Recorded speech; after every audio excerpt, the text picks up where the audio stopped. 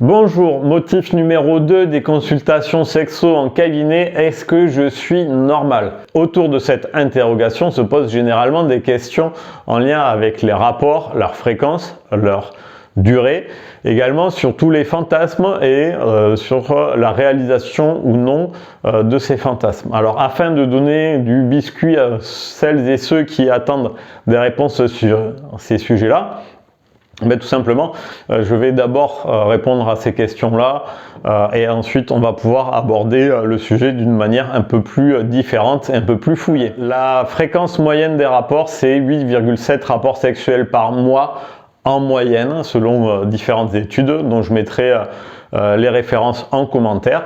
Également, la durée d'un rapport sexuel, c'est 7 minutes et 20 secondes. Il s'agit bien d'une moyenne. Enfin, globalement, on considère qu'un rapport est satisfaisant à partir de 7 à 13 minutes en moyenne également. En dessous de 3 minutes, globalement, il y a une insatisfaction, mais au-delà de 13 minutes, alors s'exprime également une lassitude ou de l'ennui, notamment chez les femmes. Voilà. Donc, une fois qu'on a parlé de ça, on va pouvoir aborder le sujet de la norme autrement. La consommation de films pornographiques, on considère que en moyenne c'est 10 minutes par visite pour un total de 20 à 70 minutes par semaine. L'ensemble de ces interrogations, lorsqu'elles posent problème, peuvent être interprétées de la façon suivante. Et ce que nous dit Alain Héril, c'est que cela traduit d'une difficulté à vivre sa sexualité de manière libre, sans être continuellement en train de se comparer à la norme dans les magazines, à la télévision, chez les amis. La sexualité devrait se faire selon des règles bien précises, ce qui est faux, selon ce célèbre psychanalyste et sexothérapeute. D'une manière générale, je considère important personnellement de comprendre qu'il y a une différence entre la normalité et la norme, édictée par la moyenne des pratiques. Une pathologie est caractérisée par la réunion de 5 composantes. Le caractère obsessionnel, la réitération, le fait de répéter systématiquement, la ritualisation, tout est organisé selon le même rythme, la réification, c'est-à-dire l'utilisation de l'autre comme un objet, et enfin la mise en scène. Il faut que ce soit tout le temps fait de la même façon en respectant une certaine mise en scène.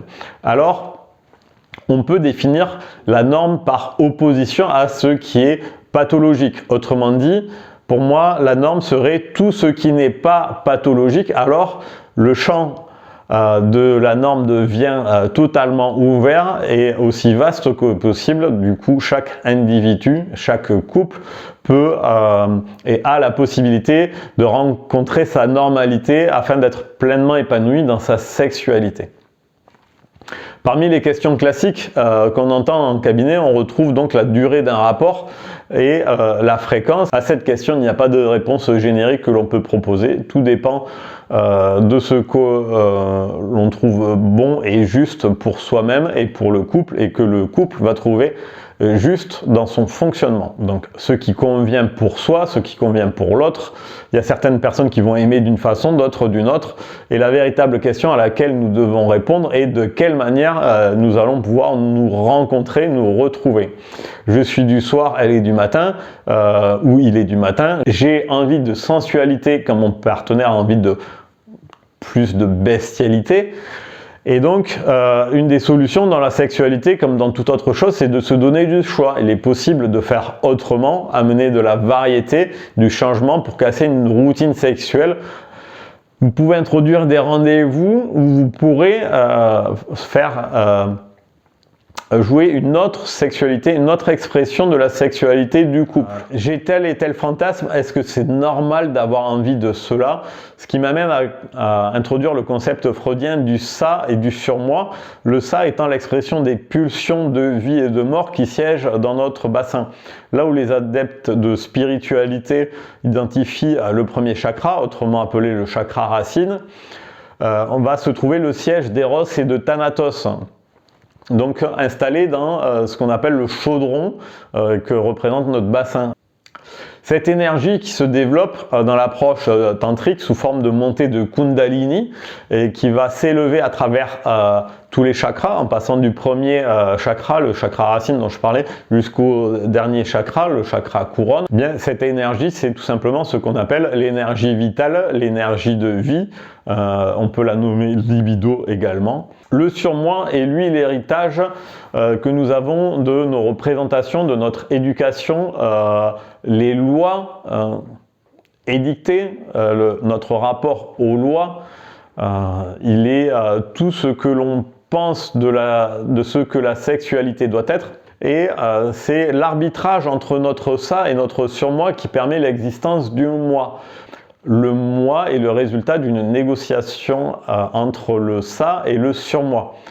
C'est cet arbitrage qui permet de gérer la frustration. Il est donc normal d'avoir des pulsions de vie ou des pulsions de mort, les deux étant étroitement liés. Ces pulsions vont s'exprimer et vont être gérées par le surmoi. Lors d'une défaillance du surmoi, alors c'est la résultante de cet arbitrage qui se trouve déséquilibré, le moi ne tient plus et alors la personne aura besoin de s'adosser à un moi auxiliaire, c'est-à-dire un point d'appui sur lequel elle pourra retrouver un équilibre. Le moi auxiliaire peut être un thérapeute, un membre de la famille, un ami ou toute autre personne.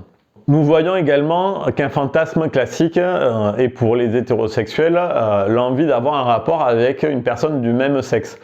Avoir envie de faire l'amour avec une personne de même sexe fait-elle de moi une personne homosexuelle? Cette question revient très souvent en cabinet. Et puissions-nous pour une fois ne pas mettre d'étiquette sur notre rapport au sexe, selon Freud et Jung, même s'ils n'empruntent pas le même chemin, ils arrivent à la même conclusion, tous deux, c'est que ils considèrent que nous sommes tous bisexuels par nature.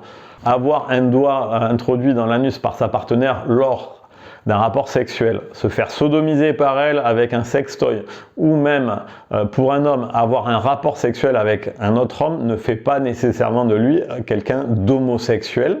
Selon Freud, nous sommes tous bisexuels, comme je le disais, et l'inconscient se moque du genre. Aujourd'hui, nous connaissons jusqu'à 27 formes de rapport à la sexualité. On est passé du LGBT au LGBTQIA+, donc pour désigner les personnes lesbiennes, gays, bisexuelles, trans, intersexes, asexuelles et plus.